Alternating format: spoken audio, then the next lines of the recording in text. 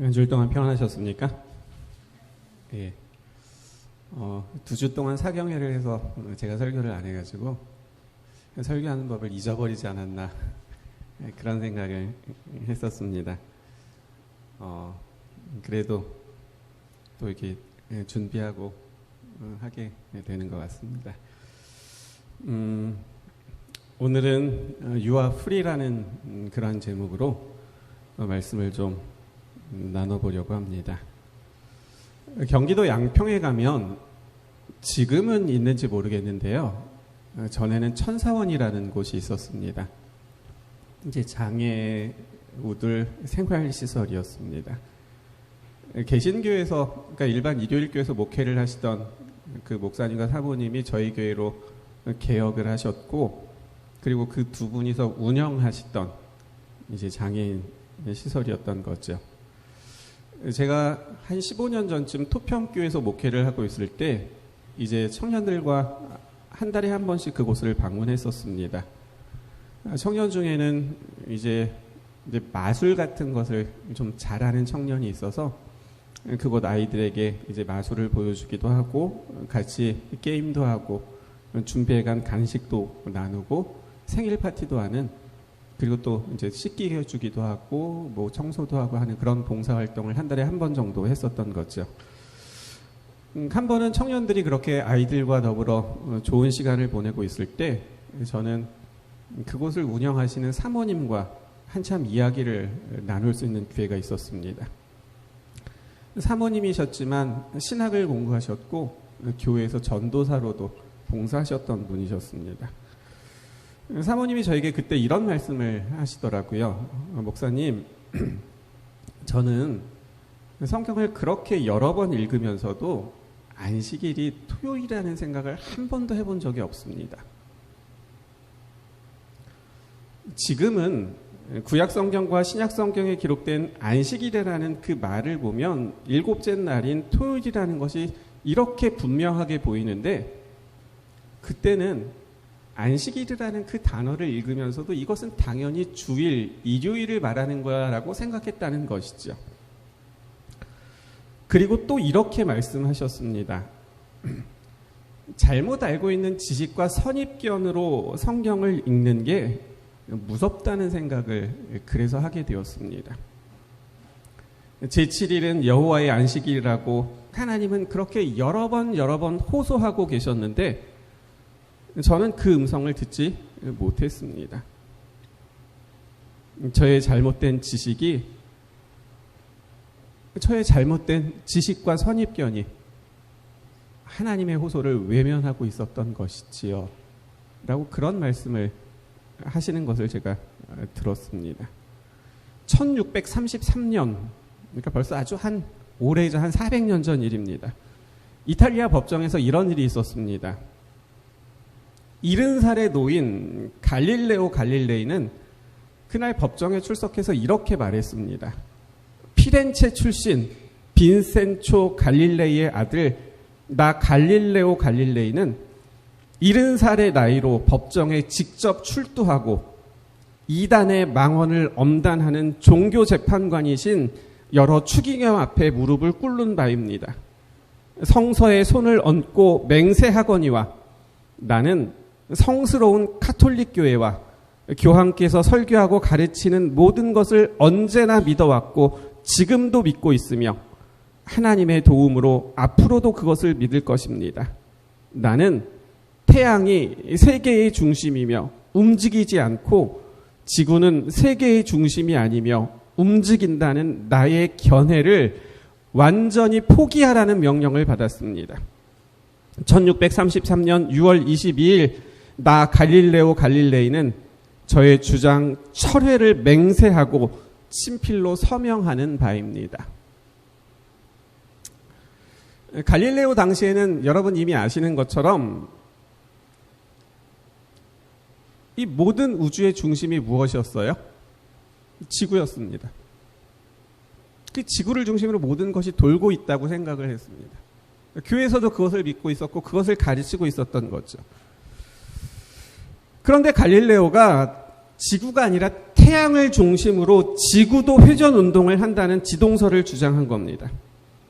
그러자 종교 재판이 열렸습니다.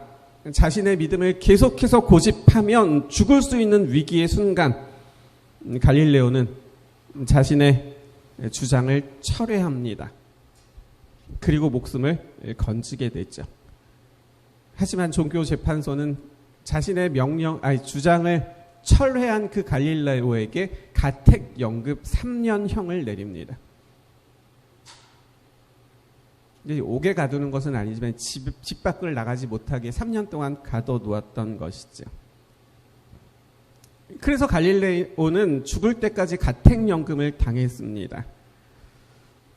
그리고 갈릴레오가 죽은 지 350년이 지난 1992년 교황이었던 요한 바오로 2세는 갈릴레오의 그 재판에서 실수가 있었다라고 공식적으로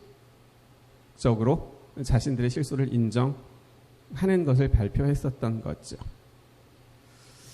당시 사람들은 잘못된 지식으로 인한 선입견 때문에 갈릴레오가 말하고 있었던 그 진리를 받아들일 수 없었던 겁니다.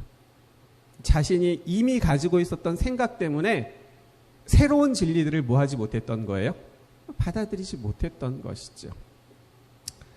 제가 천사원의 사모님과 나눴던 이야기 그리고 갈릴레오의 이야기를 이렇게 좀 길게 하는 이유가 있습니다.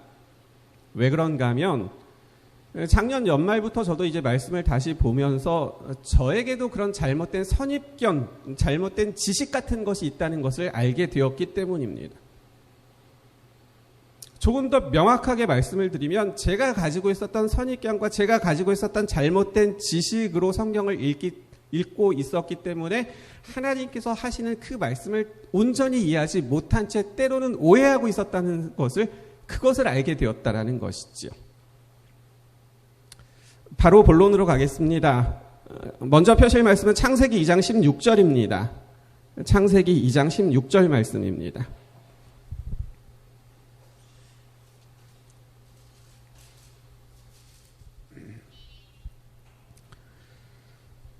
이 장 16절과 17절의 말씀을 좀 읽어보겠습니다. 여호와 하나님이 그 사람에게 명하여 이르시되 동산 각종 나무의 열매는 내가 임의로 먹되 17절이요. 선악을 알게 하는 나무의 열매는 먹지 말라. 내가 먹는 날에는 반드시 죽으리라 하시니라. 여러분이 수십 번도 더 읽었고 수십 번도 더 들었던 선악을 알게 하는 나무에 대한 이야기입니다. 여러분은 이 이야기를 어떻게 알고 계십니까? 모든 나무의 열매는 먹을 수 있지만 선악을 알게 하는 그 나무의 열매는 먹지 말라. 혹 그렇게 알고 계시지는 않습니까? 모든 건 다 먹어도 돼. 하지만 이건 먹지 마. 그렇게 알고 있지 않나요? 저는 그렇게 이해하고 있었습니다. 모든 나무의 열매는 먹을 수 있으나 선악을 알게 하는 이 열매만큼은 먹지 마. 그렇게 금하셨다고 알고 있었던 거죠. 그렇기 때문에 성경을 읽을 때마다 그렇게 읽었습니다. 모든 건 다 먹어도 된다고 말씀하셨지만 이거는 먹지 말라고 하셔서 이걸 먹으면 죽는다고 말씀하셔서 그렇게 읽고 지나갔던 거죠. 그런데 최근에 제가 말씀을 보면서 그게 아니라는 걸 알게 됐습니다. 16절을 좀 다시 보세요. 이번엔 같이 읽어볼게요. 여호와 하나님이 시작. 여호와 하나님이 그 사람에게 명하여 이르시되 동산 각종 나무의 열매는 내가 임의로 먹되. 여기서 주목할 말씀은 무엇인가 하면 동산 각종 나무의 열매는 내가 임의로 먹되라는 말씀입니다. 다른 번역의 성경을 찾아봤습니다. 새 번역 성경입니다. 동산에 있는 모든 나무의 열매는 내가 먹고 싶은 대로 먹어라. 이렇게 기록되어 있습니다.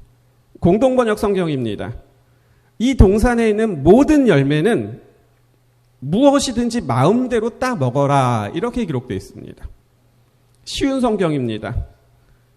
동산에 있는 모든 나무의 열매를 마음대로 먹어라. 역시 같이 번역하고 있었습니다. 하나님께서 아담에게 이렇게 말씀하신 겁니다. 에덴 동산에 있는 모든 나무의 열매를, 에덴 동산 안에 있는 모든 나무의 열매를 마음대로 먹어라. 그렇게 말씀하시는 거죠. 질문이 있습니다. 그러면 선악을 알게 하는 나무와 그 나무의 열매는 하나님께서 말씀하신 그 모든 나무 안에 포함이 될까요? 되지 않을까요? 다시 말하면 선악을 알게 하는 이 나무의 열매는 먹어도 되는 거였습니까? 아니면 먹지 말아야 하는 것이었습니까? 잠깐만 보세요. 영어 성경도 찾아봤습니다. NIV 성경에 이렇게 기록되어 있습니다. You are free to eat. 오늘 말씀의 제목이 여기서 나왔습니다. You are free to eat. 킹 제임스 성경 찾아봤습니다.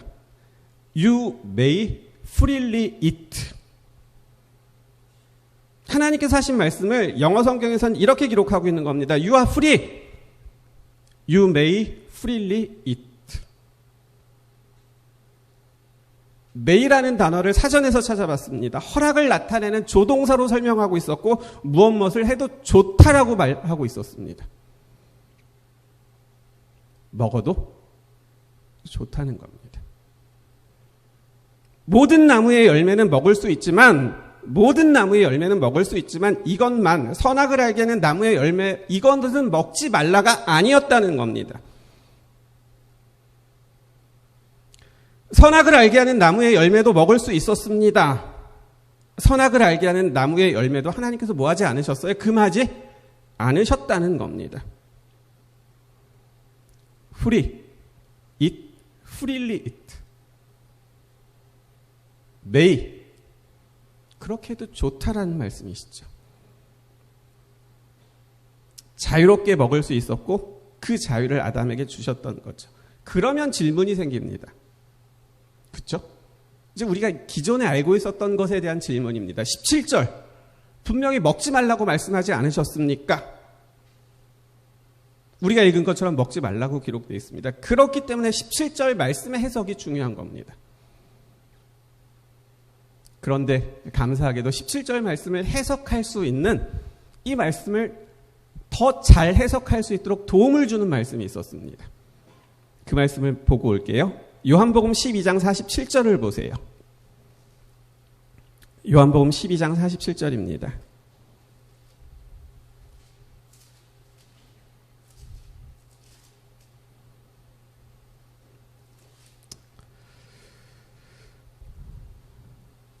제가 생각할 때 이 말씀 굉장히 중요합니다. 여러분 꼭 기억하셨으면 좋겠습니다.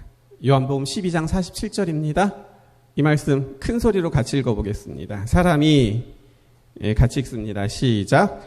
사람이 내 말을 듣고 지키지 아니할지라도 내가 그를 심판하지 아니하노라. 내가 온 것은 세상을 심판하려 함이 아니요 세상을 구원하려 함이로다. 누가 하신 말씀이에요? 예수님께서 하신 말씀입니다. 사람이 내 말을 듣고 지키지 아니할지라도 뭐 하겠다고요? 내가 그를 심판하지 않는다라고 말씀하시는 거죠. 지금 예수님께서는 심판하지 않는다고 말씀하십니다. 무엇 때문에는 심판하지 않는다고 말씀하시는 거예요? 무엇 때문에는 심판하지 않겠다는 거죠?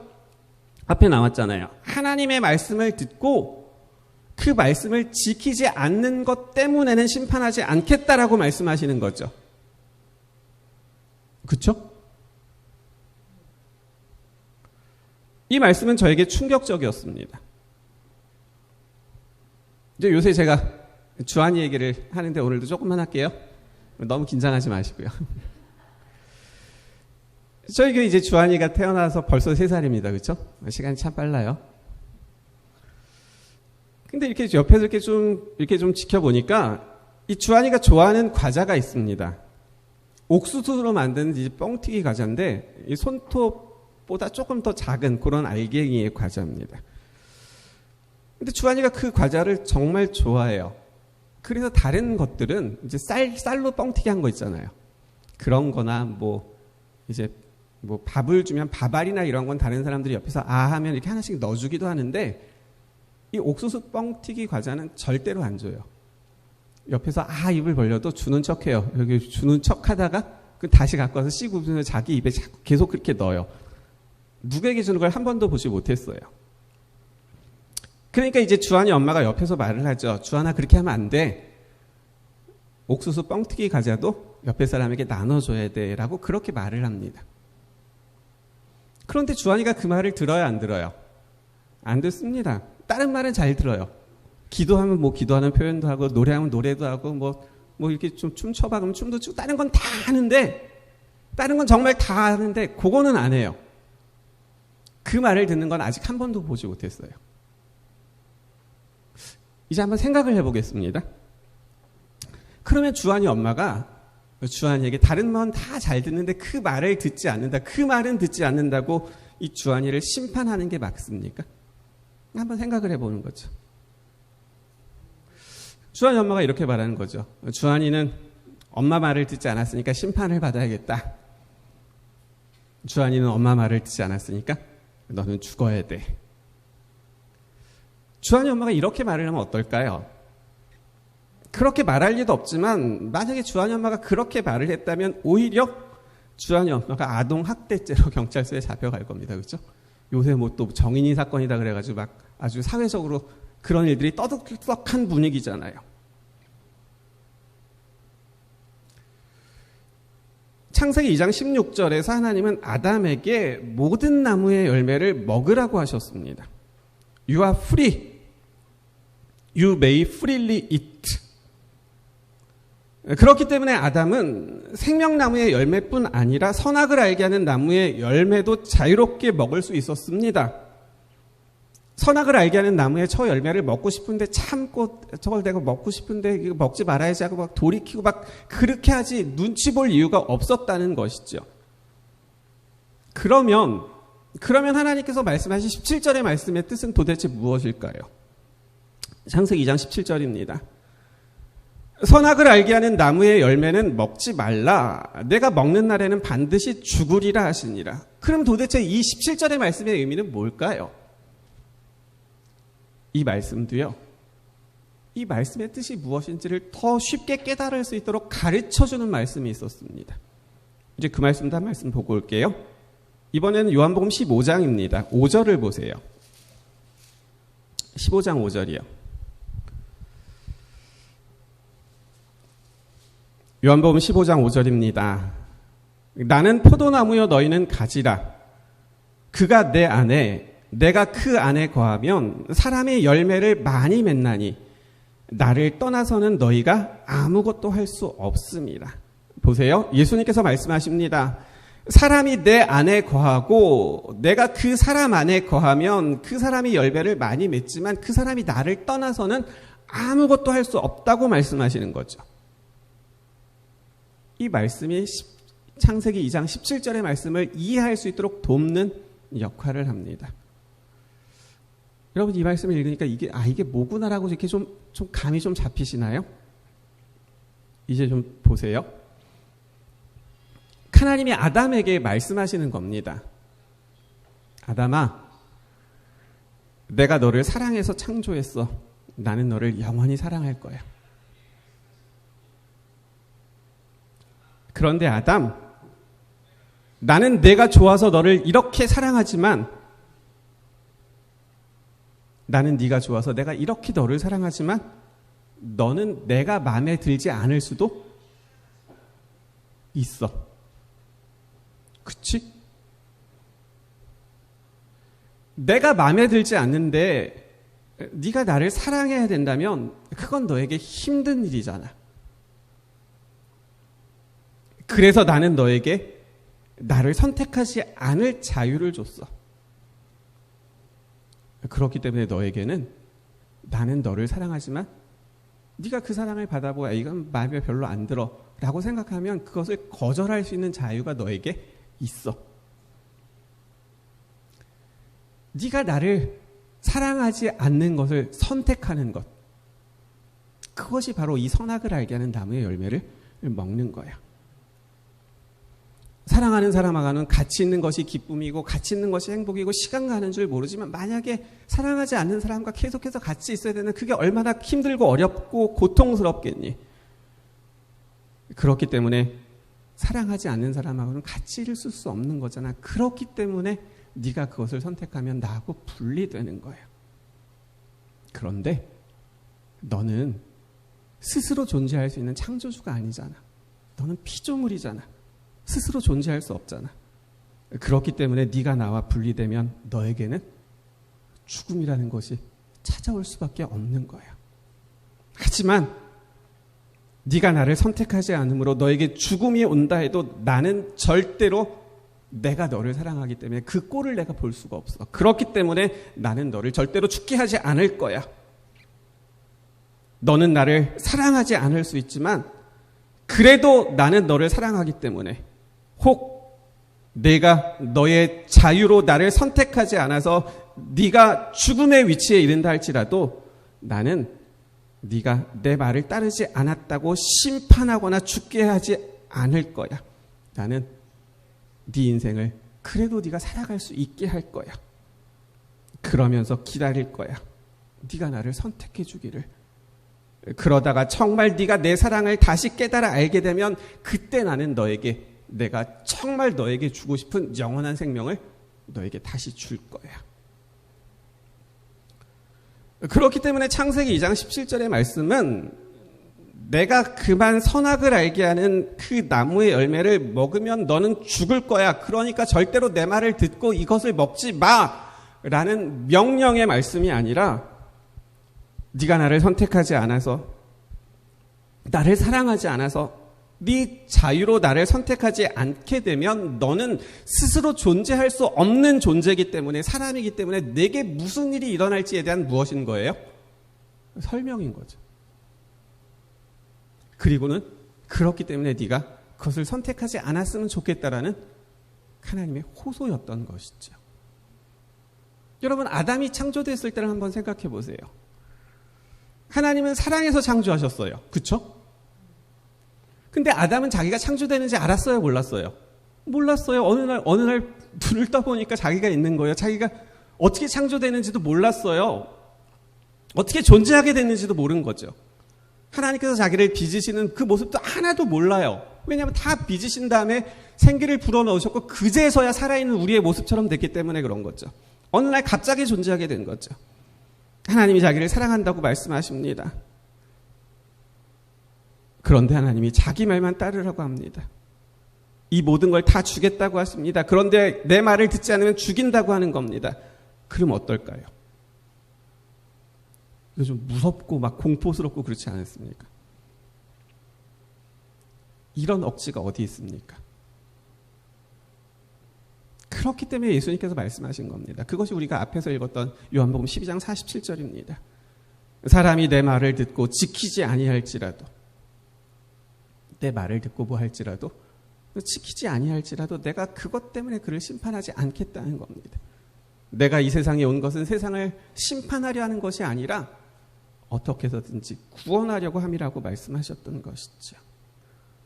그래서 하나님은 아담에게 선악을 알게 하는 그 나무의 열매도 자유롭게 먹을 수 있게 하셨고 선악을 알게 하는 나무의 열매를 먹었다고 해서 죽음의 벌을 내리지 않으셨습니다.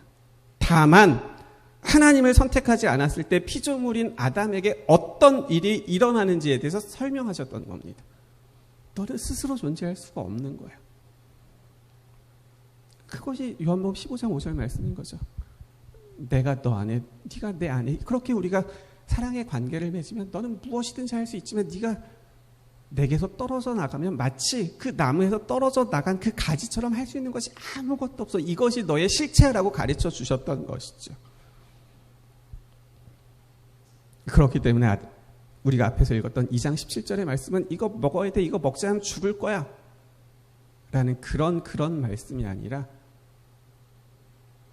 아담에게 설명하시고 그것을 호소하시는 말씀이었던 거죠.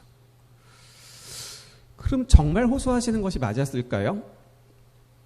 에덴 동산에서 선악을 알게 하는 나무의 열매를 먹은 사람은 누구밖에 없어요? 아담과 두 사람밖에 없습니다. 그 이후에 태어난 가인이나 이 사람들은 그 에덴 동산에서 나온 이후에 태어났기 때문에 그것을 보지 못했고 먹지 못했던 거죠. 그럼 그걸 먹은 이 두 사람은 정말 어떻게 됐습니까? 선악을 알게 하는 나무의 열매를 먹은 이 두 사람이 정말 하나님께서 말씀하신 호소하신 대로 된가요? 이제 그걸 좀 보겠습니다. 창세기 3장을 좀 보세요. 6절입니다. 창세기 3장 6절이요.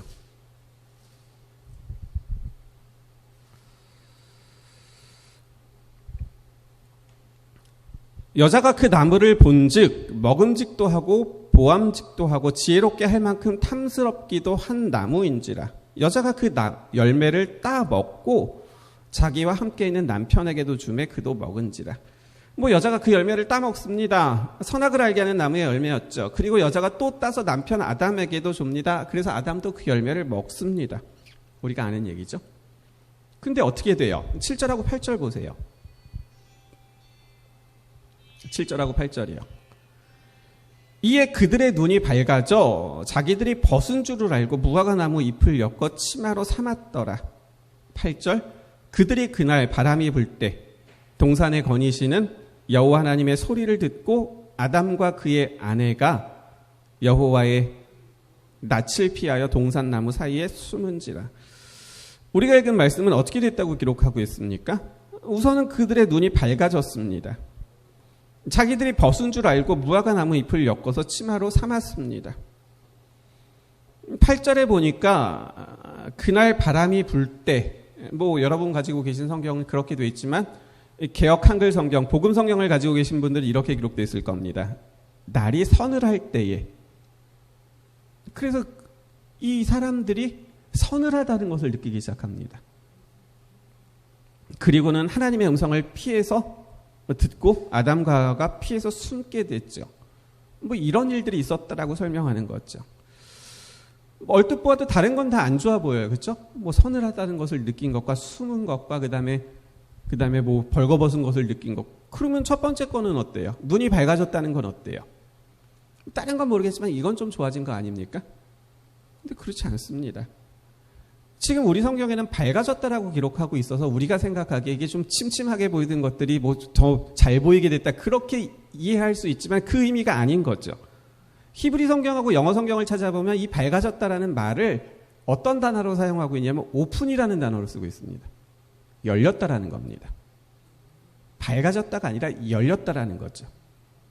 성경 주석은 이렇게 설명합니다. 이것은 시력이 향상되어 더 잘 보게 되었다는 뜻이 아니라 보아서는 안 될 것을 보게 되었다라는 뜻이다. 보아서는 안 될 것을 보게 되었다라는 뜻이다라고 설명하는 겁니다. 그럼 보아서는 안 되는 것이 무엇이었을까요? 이제 부조화 선지자는 이렇게 설명합니다. 57쪽 읽어드립니다. 지금까지 온화하고 일정한 온도를 유지하던 공기가 이 범죄한 부부에게 갑자기 차갑게 느껴졌다. 그들이 누려왔던 사랑과 평화는 사라지고 그 대신 그들은 죄에 대한 의식, 장래에 대한 공포, 영혼의 벌거벗음을 느꼈다. 그들의 몸을 두르고 있던 빛의 두루마리는 이제 사라져버렸다. 그리하여 그들은 스스로의 힘으로 가리개를 만들어 빛의 옷을 대신하려고 노력하였다라고 설명하고 있습니다. 어떤 변화가 있었던 거예요? 사랑과 평화는 사라진 겁니다. 죄에 대한 의식이 생긴 겁니다. 공포가 찾아오기 시작했습니다. 벌거벗음을 느끼게 되었던 것이죠. 갑자기 왜 이런 변화가 있게 되었는가를 생각해 보니까 뭐가 없어진 것을 알게 된 거예요? 자신들을 두르고 있었던 빛의 두루마리가 없어진 것을 알게 됩니다. 그래서 뭘 만든 거예요?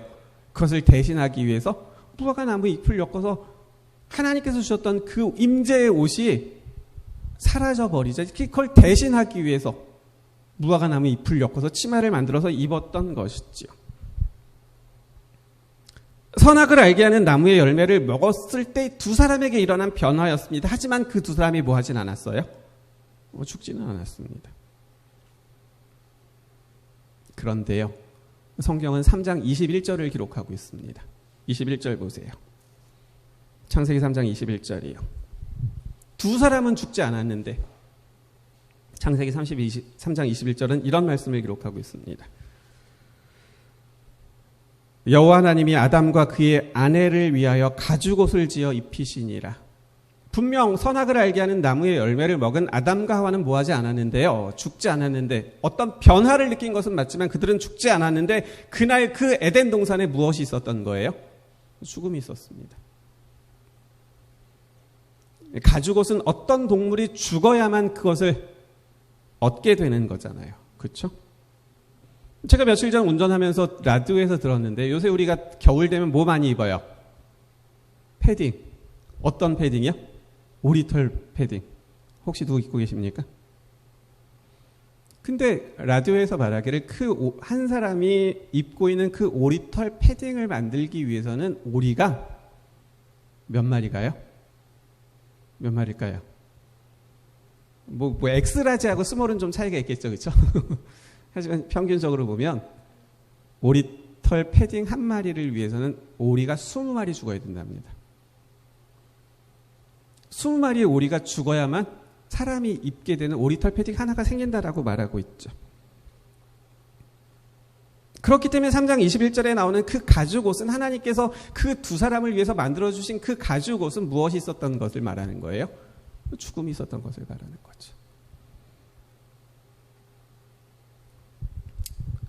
그날 죽었던 동물은 뭐죠? 뭐 여러분이 알고 계시는 그 동물, 양입니다. 계시록 13장 8절이죠. 그 말씀 거기 나오죠.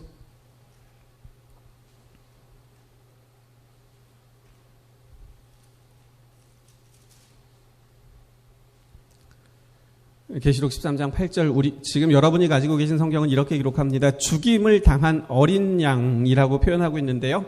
이 말씀을 새번역 성경을 찾아보면 창세로부터 죽임을 당한 어린 양이라고 하면서 그 창세 때 그 에덴 동산에서 어린 양의 죽음이 있었음을 더 명확하게 설명하고 있는 것이죠. 그래서 그날 아담과 하와는 죽지 않았지만 그 두 사람을 위하여 대신하여 무엇이 있었다는 거예요? 어린 양의 죽음이 있었다라는 것을 설명하고 있는 것이죠. 그리고 두 사람은 그 가죽옷을 입고 다시 살 수 있었습니다. 이런 말씀이 있습니다. 그 어린 양이 뭔지를 설명하는 말씀이죠. 죄가 있자마자 곧 구세주가 있었다. 그리스도께서는 자신이 고통을 당해야 할 것을 아셨지만 인간을 대신하기로 하셨다. 아담이 죄를 범하자마자 하나님의 아들은 그가 갈바리 십자가 위에서 죽으실 때 가지셨던 동일한 능력으로 범죄자에게 선고된 운명을 막기 위하여 당신을 인류의 담보물로 제시하셨다라고 설명하고 있습니다. 그 양이 무엇을 상징하고 가리키는지를 설명하는 말씀이었던 거죠. 이제 다시 처음으로 돌아갑니다. 하나님이 창조된 아담에게 말씀하십니다. 아직 범죄하기 전, 선악을 알게 하는 나무의 열매를 먹기 전 아담에게 말씀하시는 겁니다. 아담아, 나는 너를 사랑해서 창조했어. 나는 너를 영원히 사랑할 거야. 그런데 아담, 나는 너를 이렇게 사랑하는데 이런 내 사랑이 너는 뭐 할 수 있어? 마음에 안 들 수 있어. 그치? 만약에 너는 마음이 없는데 내가 너를 계속해서 사랑한다고 말하고 내가 너와 늘 같이 있자고 말하면 그게 너한테 얼마나 큰 힘들고 고통이겠니? 그래서 너에게는 나는 너를 사랑하지만 너는 나를 사랑하지 않을 자유가 너에게는 있어. 이것이 바로 선악을 알게 하는 나무의 열매를 네가 선택해서 먹는 거야. 사랑하는 사람은 같이 있으면 기쁘고 행복하고 시간 가는 줄 모르지만 사랑하지 않는 사람과 같이 있으면 그 짧은 시간이 얼마나 힘들고 어렵겠니? 그렇게 계속해서 살아간다고 해봐 죽는 게 더 낫지 않겠니? 그렇기 때문에 사랑하지 않는 사람과는 같이 있으면 안 돼. 근데 네가 나를 사랑하지 않으면 그래서 너하고 나는 뭐 되는 거야? 떨어지는 거야. 분리되는 거야. 그런데 너는 스스로 존재할 수 없잖아. 너는 스스로 존재할 수 없잖아. 그렇기 때문에 네가 나와 분리되면 너에게는 죽음이 너에게 올 수밖에 없는 거야. 그런데 죽음이 너에게 찾아온다 할지라도 나는 너를 절대로 죽게 하지 않을 거야. 내가 너를 사랑하기 때문에 이미 너에게 자유를 주었고 혹 내가 너의 자유로 나를 선택하지 않아서 네가 죽음의 위치에 이른다 할지라도 나는 내 말을 따르지 않았다고 심판하거나 죽게 하지 않을 거야. 그럼에도 불구하고 너를 살게 할 거야. 네 인생을 살아가게 할 거야. 그러면서 나는 너를 기다릴 거야. 네가 나를 다시 선택해 주기를. 이것이 창조하시고 선악을 알게 하는 나무의 열매를 먹기 전 2장에서 하나님께서 아담에게 하셨던 말씀이었던 겁니다. 근데 이제 3장에 가서는 아담과 하와가 그것을 뭐 하게 돼요? 먹게 됐죠. 그러자 하나님께서는 그 두 사람에게 2장에 하셨던 말씀을 이루십니다. 너희들이 나를 선택하지 않았지만 그것 때문에 나는 너희들을 벌하고 심판하지 않을 거야. 하지만 너희들은 나를 선택하지 않았으므로 생명인 나와 분리됨으로 죽을 수밖에 없어. 그런데 내가 너희를 어떻게 죽게 하겠니? 그래서 너희들이 치러야 될 그 죄값은 내가 치를 테니 너희는 살아야 돼. 이제 이게 에스겔에 나오는 너는 피투성이가 되어도 살라는 그 말씀이겠죠. 나를 선택하지 않았어도 너희들의 삶을 살도록 해줄 테니 너희는 살아가는 거야. 하지만 너희들이 깨닫고 다시 나를 선택하면 나는 너희들에게 처음부터 주기를 원했던 그 영원한 사랑을 아무 조건 없이 다시 줄 거야. 하지만 you are free. 그것도 너의 자유야. 그것도 너의 자유야. 너희가 선택할 수 있어. 하지만 나는 끝까지 너희들을 기다릴 거야. 이것이 창세기 3장에서 하나님께서 그 두 사람에게 하시는 말씀인 거죠. 그리고 그 말씀을 이루시기 위해서 주셨던 것이 가죽옷을 만들어서 입히셔서 보세요. 빛의 옷이 사라진 것을 깨달았을 때 벌거벗었다는 것을 깨닫고 서늘하다는 것을 깨닫고 공포와 두려움에 사로잡혀 있었던 그 두 사람이 어떻게 살아요? 계속해서 두려움과 공포 속에서 살아요? 그렇지 않아요. 하나님께서 두 사람에게 입혀주셨던 가죽옷을 입게 되었을 때 그들은 벌거벗었다는 것을 느꼈을 때 가졌던 그 두려움과 공포를 다 잊어버린 채 살아가게 됩니다. 뭐 했지만? 하나님을 선택하지 않았지만 하나님께서는 2장에서 그들에게 하셨던 말씀을 그 가죽옷을 통해서 이루어 주셨던 거죠. 그렇기 때문에 우리는 선악을 알게 하는 나무의 열매를 먹은 아담과 하와에게 하시는 하나님의 음성에 우리는 귀를 기울이게 되는 것이죠.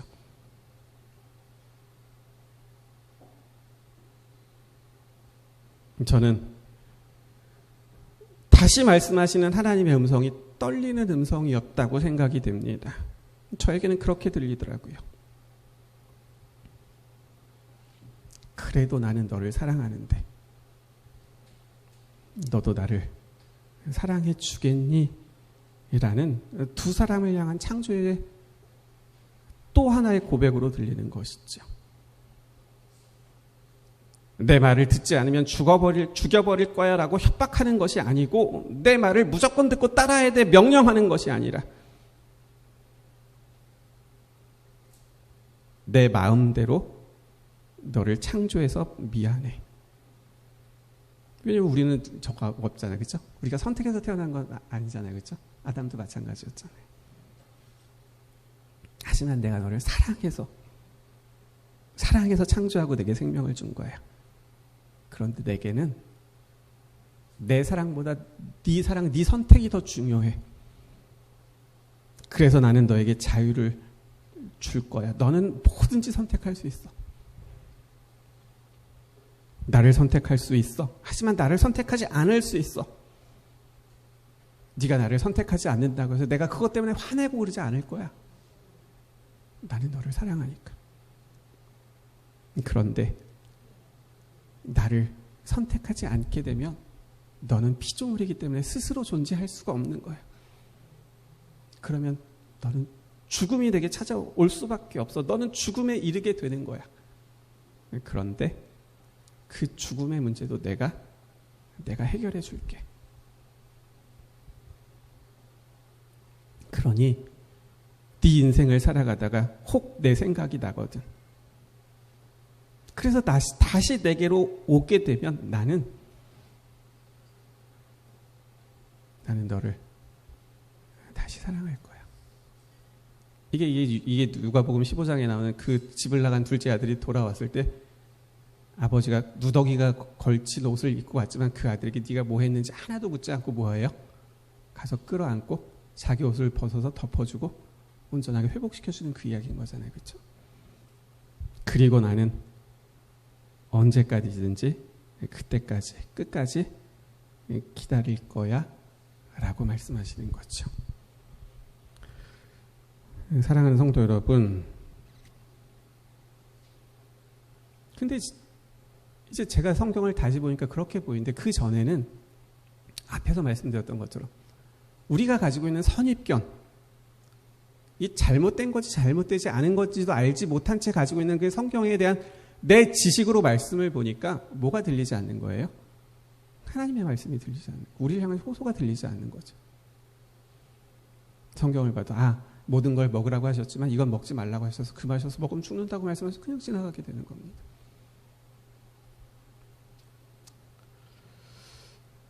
하나님은 우리가 하나님의 말을 듣지 않는다고 해서 우리를 벌하실 수 있는 분이 아니라는 사실을 여러분 꼭 기억하셨으면 좋겠습니다.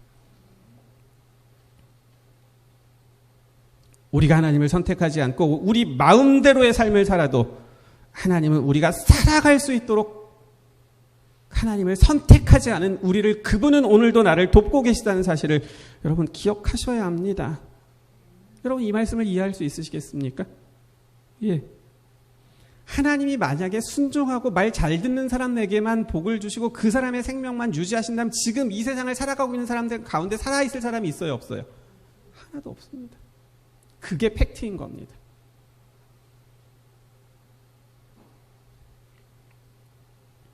하나님은 순종하지 않는 사람들에게도 하나님을 욕하고 있는 사람들에게도 오늘 그들에게 생명을 주시고 그들의 삶을 살아갈 수 있도록 그분께서는 오늘도 돕고 계시다는 사실입니다.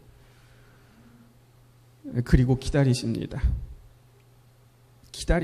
집을 나간 아들을 아버지가 돌아올 때까지 기다렸던 것처럼 끝까지 기다리시죠.